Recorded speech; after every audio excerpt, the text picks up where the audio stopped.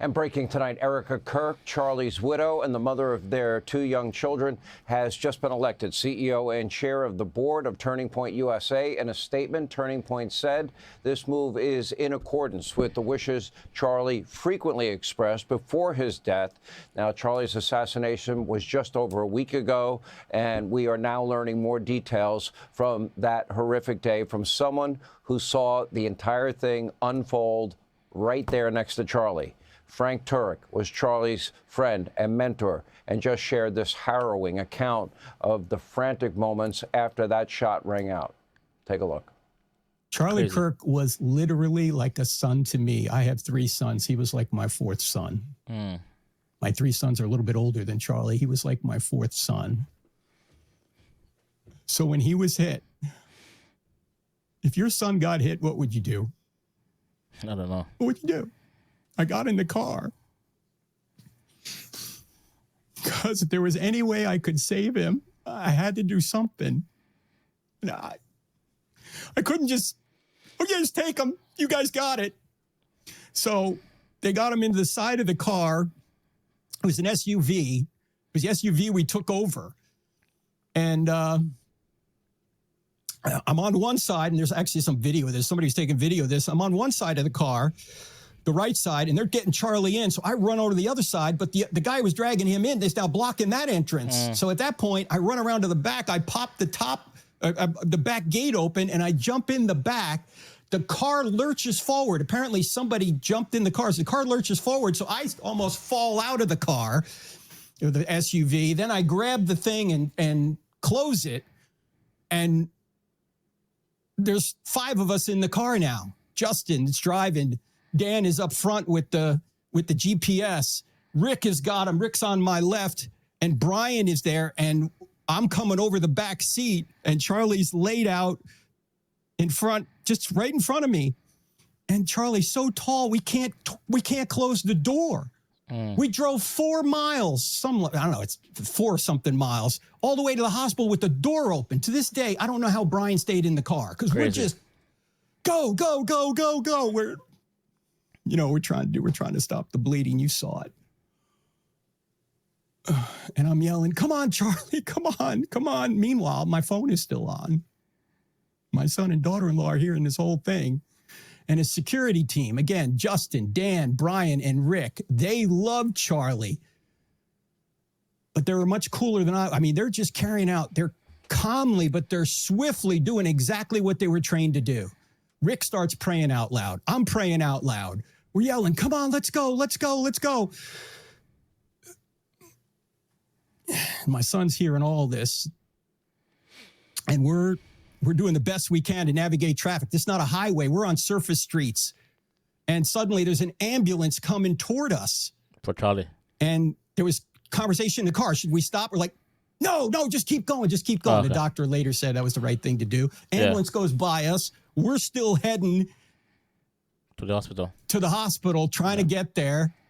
At one point, somebody says, let's get there in one piece, because we're cutting through intersections, we're just beeping the horn. This is not an emergency vehicle. There's no lights, there's none of this. And I go, we got to start CPR. So I try and start that. Now,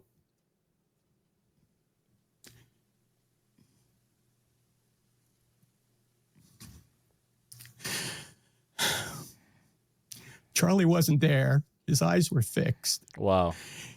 He wasn't looking at me. He was looking past me right into eternity. That's deep.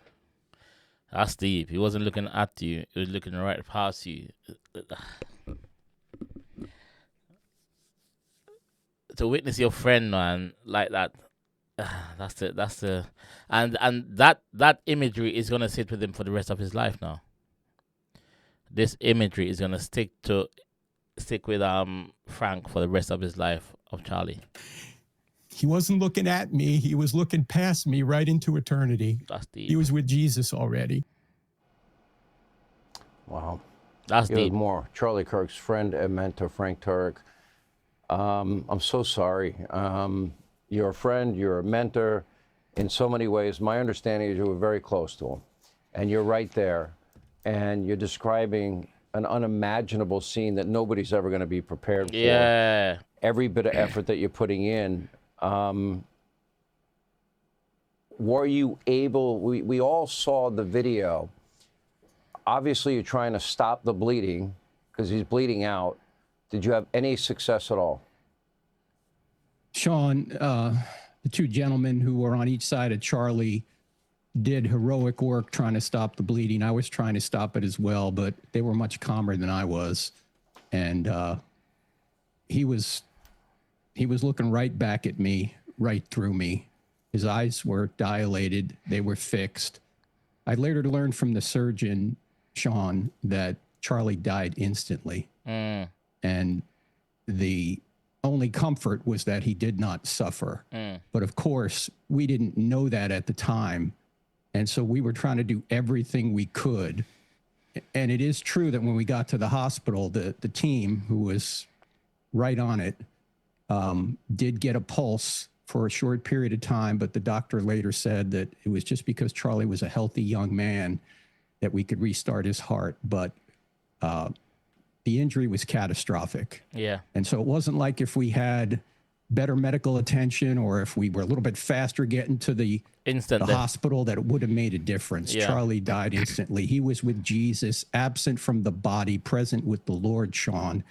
In fact, every one of those folks on Charlie's detail, all of his bodyguards had been with him for quite a long time. This is the first event I went to because Charlie wanted me to come and work through some questions with him because he wanted to be better at answering questions that students might have. And that's kind of a thing I do on college campuses as well.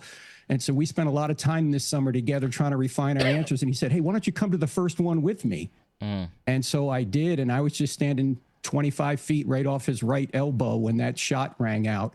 And I thought to myself before, Sean, when we walked into that place, Sean, I said to him, actually, we were driving in. We had some drone footage from an hour before. And I said, Charlie, I don't like this place. It has too many buildings. But of course, Charlie was brave. He just shrugged it off. He knew there were thousands of people there, and he wanted to minister to them.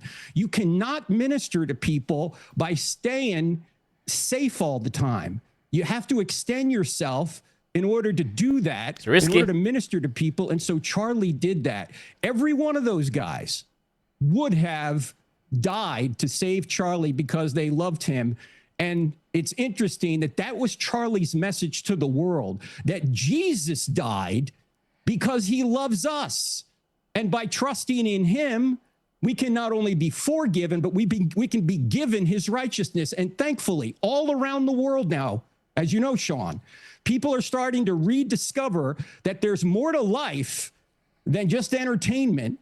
There's more to life than just money. There's more to life than just sex. There's more to life than just power, because you're going to be dead a lot longer than you're going to be alive. And Jesus came to save us from our own inequity, our own sin. And that was Charlie's message. In fact, recently he said, politics is peanuts compared to Jesus. It's peanuts. And he was interested in politics, and he knew it had importance because it does help protect innocent people from evil. And thankfully we have a government now that's doing that. But in light of eternity, the most important message, and it's where Charlie is now, is to be forgiven and given the righteousness of Christ. And that was his message. That was his message, Sean. And I was privileged to try and help him answer questions related to that. Wow. You know, like so many Americans, after all this happened, I went back, and to watch him and Erica together giving advice to young people, things that, you know, they don't normally hear on a college campus, about how to treat others, how to have relationships, how men should treat women. It was deep, it was profound, it was in keeping with his deeply held Christian faith. You know, hearing your story is heartbreaking. Nobody wants to see that. As a believing Christian, I'm with you. I know he's in paradise. I know that we'll all see him again. I believe that with all my heart, mind, and soul. And I'm sorry you had to live through that, and everybody else had to live through that. And I'm sorry everything that his family and friends are going through, and everybody at Turning Point is going through. And nobody should have to live through what you lived through. It's so sad. Frank Turek, thank you. We appreciate you being here. Hey, Sean Hannity here. Hey, click here to subscribe. Subscribe, guys. Subscribe to the channel if you haven't done so already. This is so sad, man, hearing that story from Frank, man. Like I said, this is one of the last memory he's got of Charlie. And what he said is looking past him. That's deep, bro. That's deep.